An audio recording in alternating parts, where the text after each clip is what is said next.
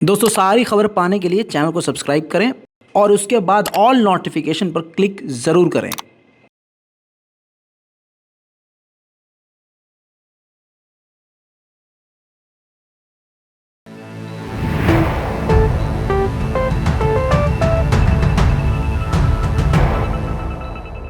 काफी समय बाद ऐसा हुआ है कि तुर्की ने दो लफ्ज इजराइल के खिलाफ बोला है।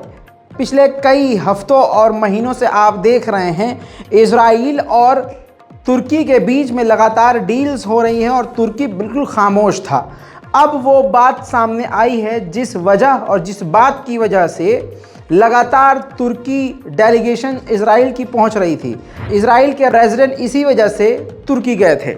जी हाँ, अब खबर सामने आई है और बात पूरी खुली है। सलाम, नमस्ते, सत श्री अकाल। मैं हूं रज़ा और आप देख रहे हैं रज़ाग्राफी की मिडिल ईस्ट स्पेशल रिपोर्ट, जिसके अंदर मिडिल ईस्ट की सारी ताज़ा और बड़ी जानकारियां आपके सामने सबूत के तौर पर रखता हूं और ऐसी वो खबरें जो गोदी मीडिया का कोई चैनल आपको नहीं दिखाएगा। दोस्तों, आपको बता दूं कि तुर्की से राष्ट्रपति ने इजराइल के और इजराइल की सरकार ने ये डिमांड करी थी। खुद इजराइल जो है डील करता था तुर्की से और डील कर कर के तुर्की को दबाने की कोशिश की गई और तुर्की खामोश भी रहा। लेकिन अब हद हो गई।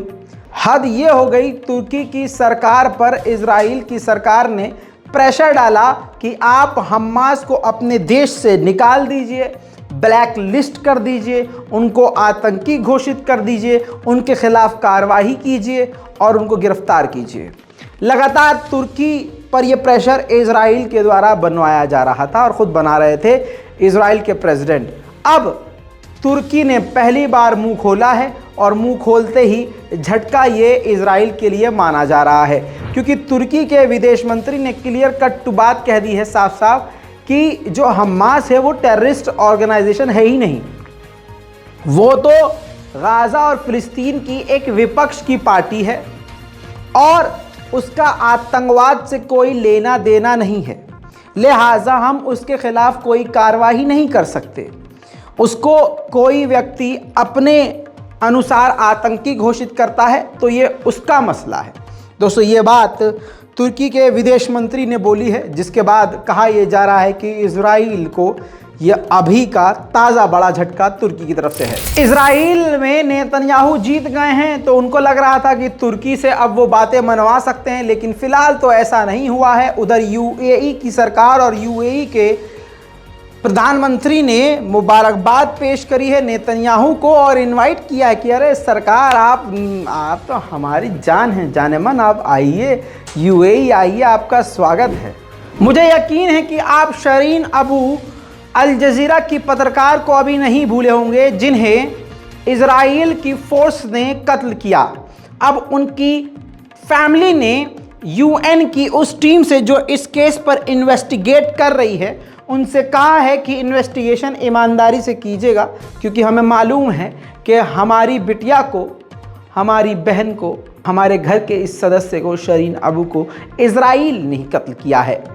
इंसाफ दिलाना आपका काम है। वहीं दोस्तों, मैंने आपको कल बताया था कि इजराइल से कतर की राजधानी दोहा सीधा अब इजराइल अपनी फ़्लाइट उड़ा रहा है, लेके जा रहा है, क्योंकि वहाँ जो फीफा वर्ल्ड कप हो रहा है तो टेम्परेरी तौर से जो फीफा वर्ल्ड कप देखने जाना चाहते हैं यहूदी और ख़ासकर जो फ़िलिस्तीनी भी हैं वो भी जा सकते हैं। इसका ये बड़ा मुद्दा है, बड़ा पॉइंट है। अब वो जहाज़ उड़ाने के लिए तैयार है और दोनों देश राज़ी हो गए हैं। कतर भी राज़ी है कि ठीक है भाई, हालांकि कतर और इजराइल की बनती नहीं है, लेकिन क्योंकि ये इंटरनेशनल गेम है, सारी दुनिया आ रही है, ऐसे में कतर को ये छूट देनी पड़ी है कि ठीक है, आप अपना जहाज़ लेके आ सकते हैं। अब इस पर जो है अमेरिका का बयान आया है। अमेरिका के विदेश मंत्री एंटोनी ब्लिंकन ने कहा है कि ये बहुत बेहतरीन और सराहनीय कदम है। इससे कतर और इजराइल बेहद करीब होंगे और फ़िलिस्तीनियों और यहूदियों के लिए बड़ी राहत की बात है। इस बहाने से कतर और इजराइल को करीब करने की एक कोशिश है, लेकिन कतर ने अगला कदम इजराइल का रोक दिया, क्योंकि अगला कदम इजराइल का ये था जो उसने कहा कि हमारे 20,000 कम से कम यहूदी लोग कतर फीफा वर्ल्ड कप देखने आएंगे। ऐसे में उनकी वहाँ सुविधा के लिए उनकी हर तरह से मदद के लिए हम कतर की कंपनी के साथ मिलकर काम करना चाहते हैं। ये कतर को इजराइल की सरकार ने लेटर लिखा। कतर की सरकार ने इस बात को सीधा, इस ऑफ़र को सीधा ठुकरा दिया, ये कहते हुए कि हम सब खुद अपने दम पर अकेले कर सकते हैं और अपने मेहमानों का ध्यान रख सकते हैं। बात करें दोस्तों अब ईरान की, तो ईरान में फ़ीमेल एथलीट्स जो जीती हैं, जो प्लेयर थी, स्पोर्ट वुमेन, जीतने के बाद जब मीडिया को उन्होंने पोस्ट देना शुरू किया तो ईरानियन अथॉरिटी के सामने उनमें से एक महिला, एक लड़की जो हिजाब पहने हुए थी, उसने अपने हिजाब को उतार दिया। हालांकि उसकी पड़ोसी ने, आपकी स्क्रीन पर देखिए, उसकी पड़ोसी ने उसके हिजाब को पहनाने की उसको कोशिश की, लेकिन महिला ने हिजाब नहीं पहना। सोशल मीडिया पर यह वीडियो तेज़ी से वायरल हो चुकी है। देखिए, जो बात मैंने कही थी वो बात अब फिर से सामने आ रही है। ईरान की एजेंसियों को ये बात पता चली है, जिसके बाद ईरान की खुफिया एजेंसी ने ईरान की सरकार को ये जानकारी दी है कि यूरोप के जो देश हैं वो सोशल मीडिया के ज़रिए और किसी भी तरह से बस वो जो प्रदर्शनकारी है उनको जो बोतल होती है, बोतल वाला बम, कॉकटेल बम जिसे कहते हैं, वो बनाना सिखा रही है, जिससे ईरान की जनता के घरों को और ईरान की पुलिस को और सरकारी जगहों को नुकसान ज़्यादा हो रहा है। वहीं ईरान में चल रहे प्रदर्शन को लेकर अज़रबैजान भी पीछे नहीं रहा। अज़रबैजान ने भी आधिकारिक तौर से कई बार ईरान के ख़िलाफ़ बयान दिए, जिसके बाद ईरान ने गुस्से में अज़रबैजान के राजदूत को, जो ईरान में ही हैं तेहरान में, उनको समन करके उनको काफ़ी खरी खोटी सुना दी। उधर अमेरिका, ब्रिटेन, फ्रांस, जर्मनी ने एक प्रपोज़ल बनाया है, जिसके तहत डिमांड ये है कि ईरान को IAEA के साथ मिलकर काम करना होगा, उसके अंडर ही रहकर काम करना होगा, वरना और कड़े प्रतिबंधों को झेलना पड़ेगा। पिछले साल हौथियों ने, यमन के लड़ाकू हौथी ग्रुप ने UAE की एक शिप को सीज कर लिया था। अब एक साल बाद उस शिप पर, UAE की शिप पर हौथियों ने शादी रचाई है और इसका वीडियो भी जारी किया है।